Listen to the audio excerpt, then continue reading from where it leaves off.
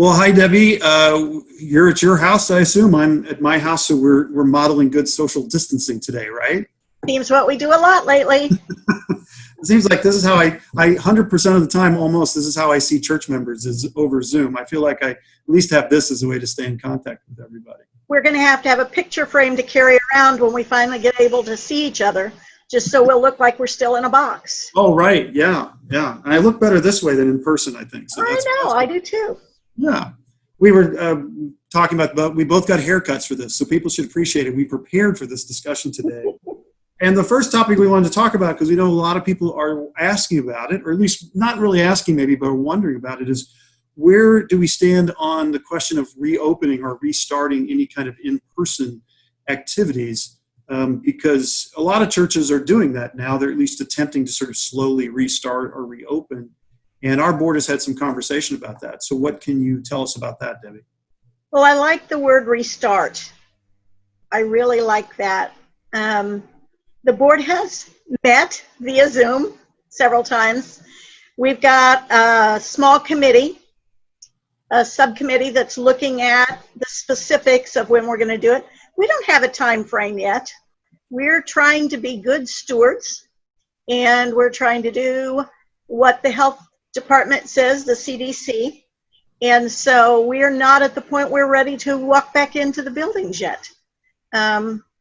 We'll see where that leads us. We'll see what the committee comes up with. Right, and we are one of those communities where the numbers kind of go up and down. So from week to week, we kind of have to keep an eye on where things are. And I had a couple of church members express to me just today that they would rather us wait until it's really safe to reopen than reopen for a few weeks and then have to close again. That might be kind of jarring to everybody. I agree. I think that would be more heart-wrenching to be able to see each other for a little bit and then go, oops, sorry, just kidding, we're backing out again. I think we need to be safe. Yeah.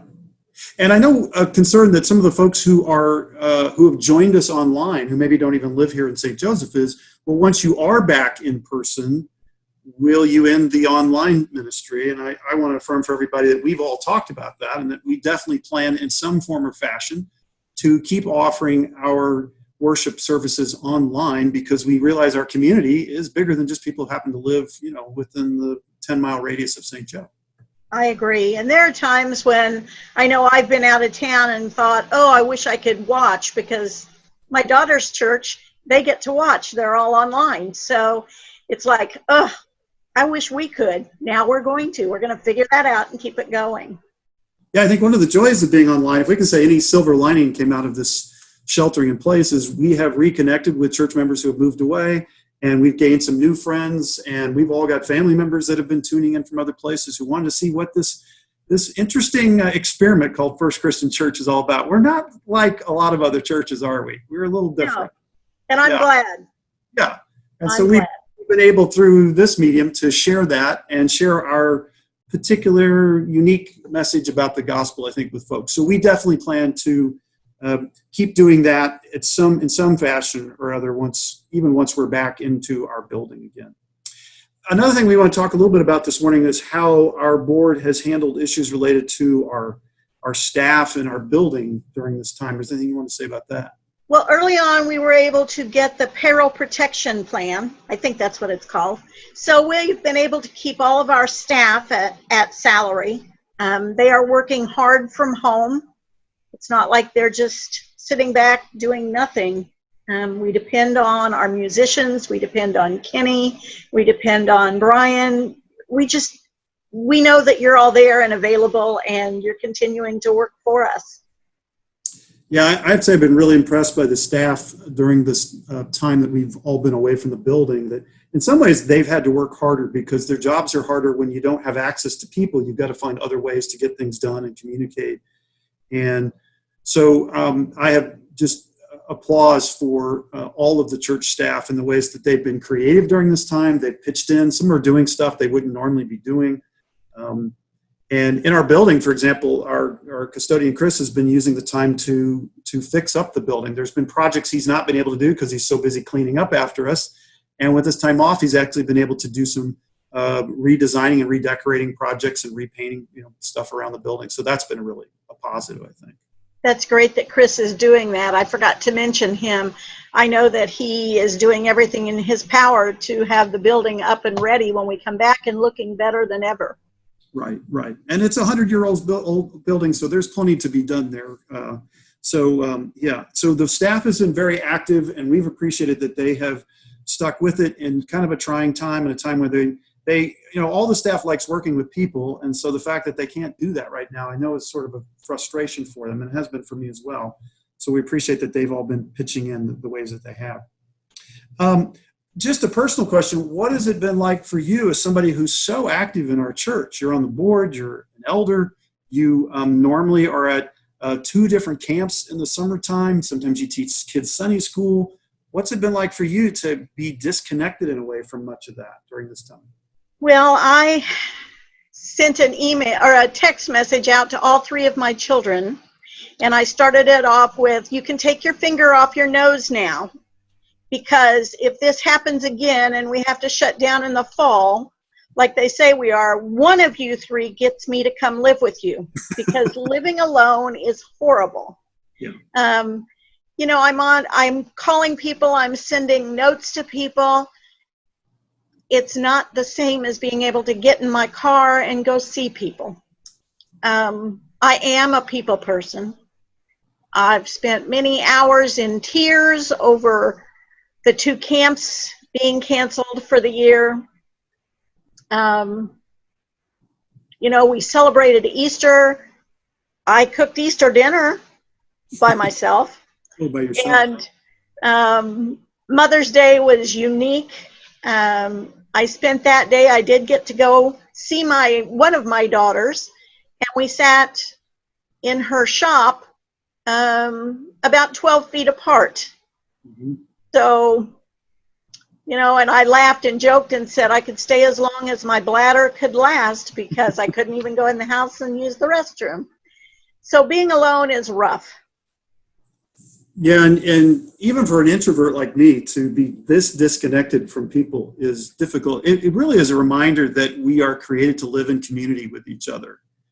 And that's a big part of what church is for a lot of us, that we find the Holy Spirit in the midst of being with each other and drawing from each other and sharing our lives with each other. And this is kind of an unnatural way for us to be right now as church, to be not physically together. Right.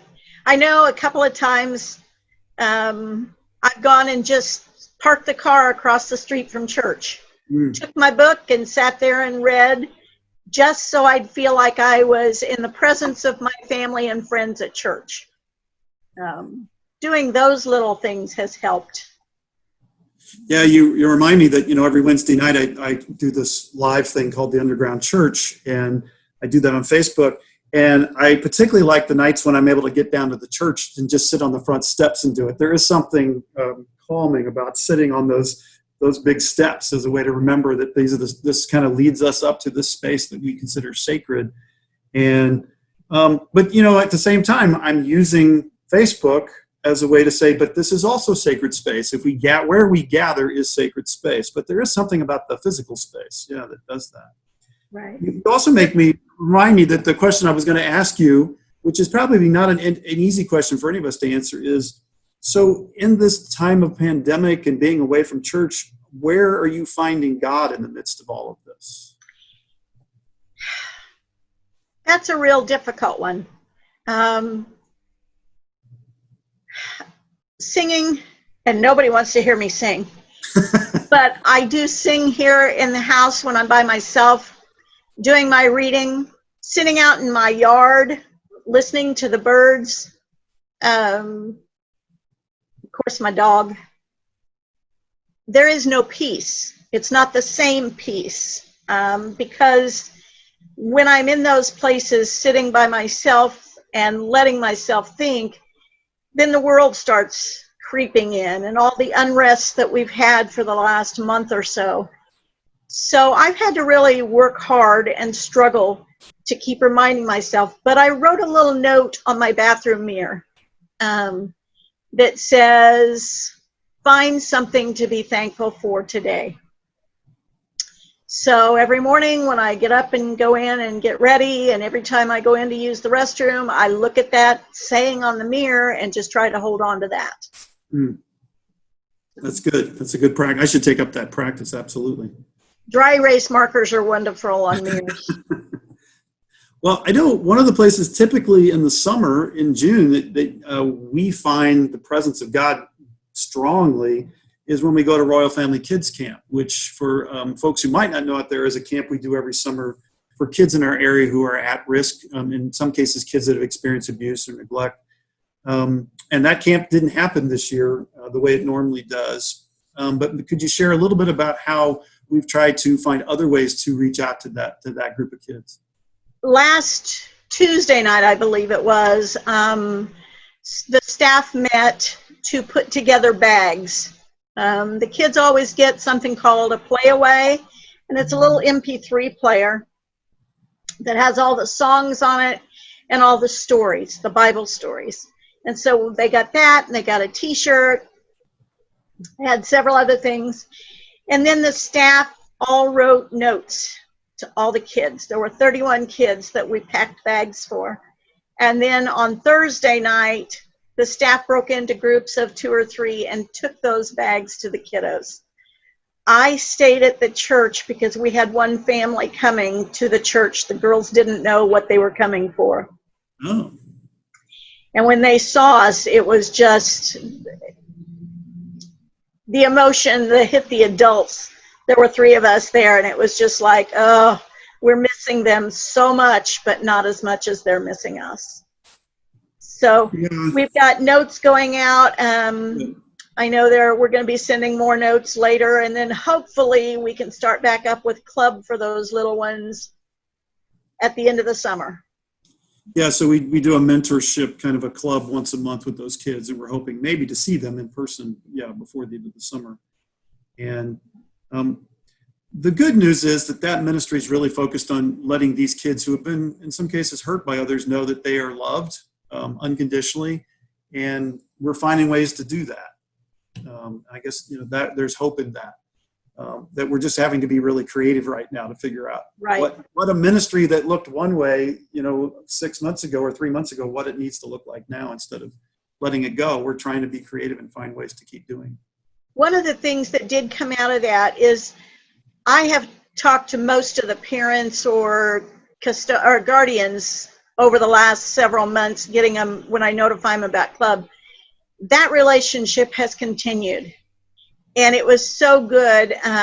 Teresa, I think, called a bunch of them this time, and it was so good to have another adult and to hear another adult talking about their kids, that we love them so much, and the stories that the parents were telling us too.